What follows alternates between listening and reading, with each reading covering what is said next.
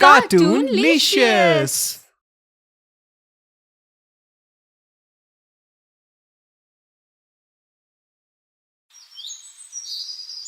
सुंदरनगर गांव में रघुबीर नाम का एक भोला भाला आदमी रहता था।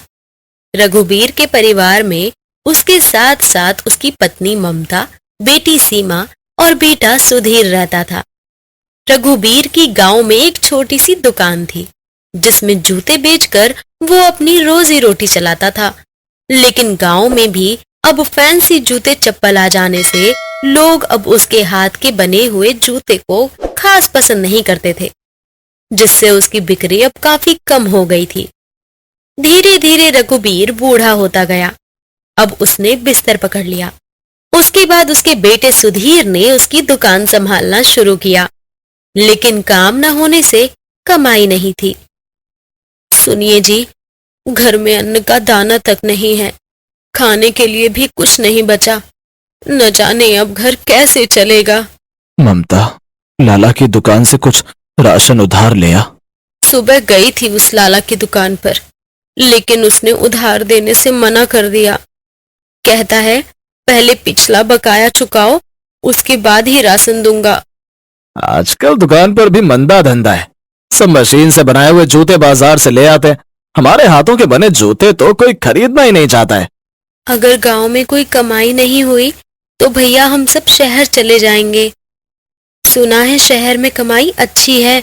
मेरी सहेली रेनू है ना, उसका भाई भी शहर में ही काम करता है और अच्छे पैसे भी कमाता है। वो सब बातें कर ही रहे थे कि तभी अचानक ही रघुबीर को उल्टियां होने लगती हैं। बाबूजी, क्या हुआ आपको? आप ठीक तो है ना? भूख के मारे दम निकला जा रहा है। कुछ खाने को दे दो। लगता है अब नहीं बचूंगा। सुधीर बेटा, जो जूते जमींदार ने बनवाए थे वो उन्हें ले गया क्या? और कुछ पैसे दिए उसने? कुछ पैसे दिए हैं तो थोड़ा आटा ले आ, सूखी रोटी ही चबा लेंगे। बाबूजी, जमींदार के बेटे ने उसके लिए विलायत से कोई महंगे जूते भेज दिए, इसीलिए उसने अब इन्हें लेने से इनकार कर दिया। भूख से मेरी हालत खराब हो रही है। अब मेरा जाने का समय आ गया है। सुधीर बेटा, मेरे मरने के बाद तुम अपनी माँ और बहन के साथ शहर चले जाना और वहीं काम करना, नहीं तो तुम सब भी यहाँ रहकर मेरी तरह भूख से मारे जाओगे। इतना कहते ही रघुबीर को खून की उल्टी होती है और वो दम तोड़ देता है। तीनों उसके जाने से खूब रोते हैं। फिर रघुबीर का अंतिम संस्कार करके वो अपनी दुकान बेचकर शहर चले जाते हैं, जहाँ किराए का कमरा लेकर वो लोग रहने लगते हैं। वो जिस घर में किराए पर रहते थे उसका मालिक बहुत अच्छा था। सुधीर उससे अपने काम की बात करता है। साहब, मैं अपनी माँ और बहन के साथ शहर तो आ गया हूँ, लेकिन मेरे पास कोई काम धंधा नहीं है। रोजी रोटी चलाने के लिए मुझे काम की जरूरत है। ओह, वैसे तुम गांव में क्या काम करते थे? हमारी जूतों की दुकान थी। मेरे पिताजी अपने हाथ से जूते बनाते थे। अरे वाह, फिर तो तुम बिल्कुल सही जगह पर आए हो। यही पड़ोस में ही लाजपत नगर मार्केट है।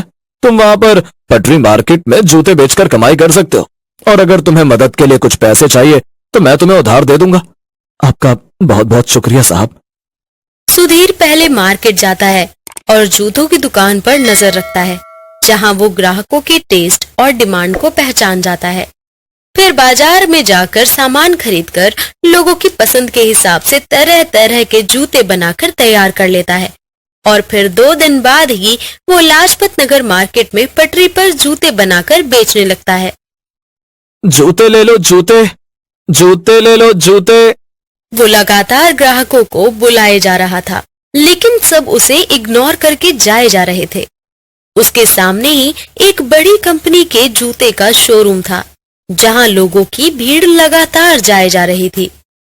भैया, अपने यहाँ तो कोई आ ही नहीं रहा। सब उस शोरूम के जूते ही खरीदने जा रहे हैं। उस रोज सारा दिन खड़ा रहने के बाद भी उनकी बिल्कुल कमाई नहीं होती। सुधीर और सीमा उदास मन से घर आ जाते हैं। तभी सेठ सुधीर से मिलने आता है। कहो बरखुदार, कितनी कमाई हुई? खाली हाथ घर लौटाओ मालिक। उन बड़ी बड़ी दुकानों और शोरूम के आगे भला हम पटरी वालों की क्या मजाल?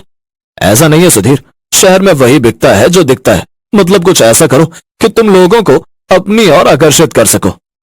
मतलब मतलब जैसे बड़े बड़े सेलिब्रिटी करते हैं दूसरों का प्रचार, उसी तरह। उस दिन सारी रात सुधीर यही सोचता रहा। अगले दिन वो पूरे जोश के साथ काम पर निकल गया और पटरी पर जूते लगाकर जोर जोर से चिल्लाने लगा। 500, 500, पैसे नहीं है, पैसे नहीं है, चुरा लो, चुरा लो, लेकिन चुराने के बाद हाथ मत आना, ये कंपनी हुलुलुलु है, 500 में, सिर्फ 500 में। सुधीर की आवाज इतनी अट्रैक्टिव थी कि ग्राहक उसकी तरफ खींचे चले आए। 500 का जूता भाई, हमें भी दिखाना, हमें भी दिखाना तो। अरे वाह, ये तो बहुत ही बढ़िया है और मजबूत भी है। धीरे धीरे उसके पास ग्राहकों की भीड़ बढ़ती चली गई और उस दिन उसने खूब कमाई की। सबसे पहले उसने सेठ के पैसे लौटाए। अब तो हर रोज वो इस तरह ग्राहकों को बुलाने लगा। हेलो दोस्तों, कैसे हैं आप सब? हमारी कहानियाँ देखने के लिए हमारे चैनल को सब्सक्राइब कीजिए